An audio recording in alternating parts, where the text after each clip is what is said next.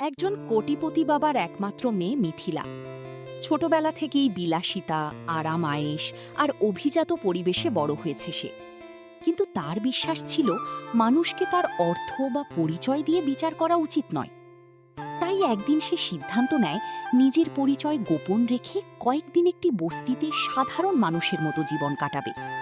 তার সবচেয়ে কাছের বন্ধু চুমকির বাড়িতেই শুরু হয় সেই নতুন জীবন। বস্তিতে এসে মিথিলা প্রথমবার বুঝতে পারে অল্প আয়েও মানুষ কত সুখে থাকতে পারে। ছোট্ট একটি ঘর, সীমিত খাবার, লোডশেডিং, হারিকেনের আলো, এসবই তার কাছে ছিল সম্পূর্ণ নতুন অভিজ্ঞতা। কিন্তু এই কষ্টের মধ্যেও সে দেখতে পায় ভালোবাসা, আন্তরিকতা আর একে অপরের প্রতি নিঃস্বার্থ টান। চুমকির বড় ভাই সাব্বির একজন সৎ ও পরিশ্রমী যুবক।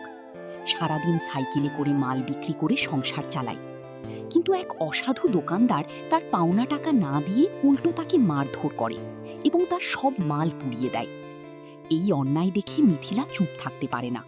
নিজের পরিচয় গোপন রেখেই সে প্রভাব খাটিয়ে সেই দোকানদারকে বাধ্য করে সাব্বিরের সব টাকা ও ক্ষতিপূরণ ফিরিয়ে দিতে। শুধু তাই নয়, দোকানদারকে সবার সামনে ক্ষমাও চাইতে হয়। এই ঘটনার পর থেকেই বস্তির সন্ত্রাসী রুস্তুমের নজরে পড়ে মিথিলা। সে চুমকি ও মিথিলাকে জোর করে বিয়ে করার হুমকি দেয়, এমনকি পুরো বস্তির পানির লাইনও বন্ধ করে দেয় নিজের ক্ষমতা দেখানোর জন্য।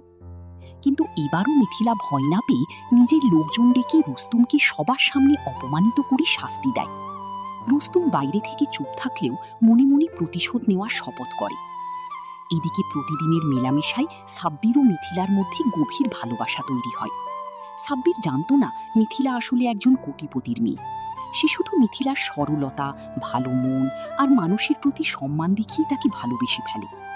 অন্যদিকে মিথিলাও সাব্বিরের সততা, আত্মসম্মান আর পরিবারের প্রতি দায়িত্ববোধ দেখে মুগ্ধ হয়। অবশেষে মিথিলা সাব্বিরকে নিজের বাড়িতে নিয়ে যায়। মিথিলার মা তাদের সম্পর্ক মেনে নিলেও তার বাবা প্রচণ্ড অহংকারী ছিলেন। তিনি সাব্বির ও তার মাকে বস্তির মানুষ বলে অপমান করেন। তাদের পোশাক, জীবনযাপন, এমনকি তাদের আত্মসম্মান নিয়েও কটাক্ষ করেন। অপমান সহ্য করতে না পেরে সাব্বির ও তার মা সেখান থেকে চলে আসেন।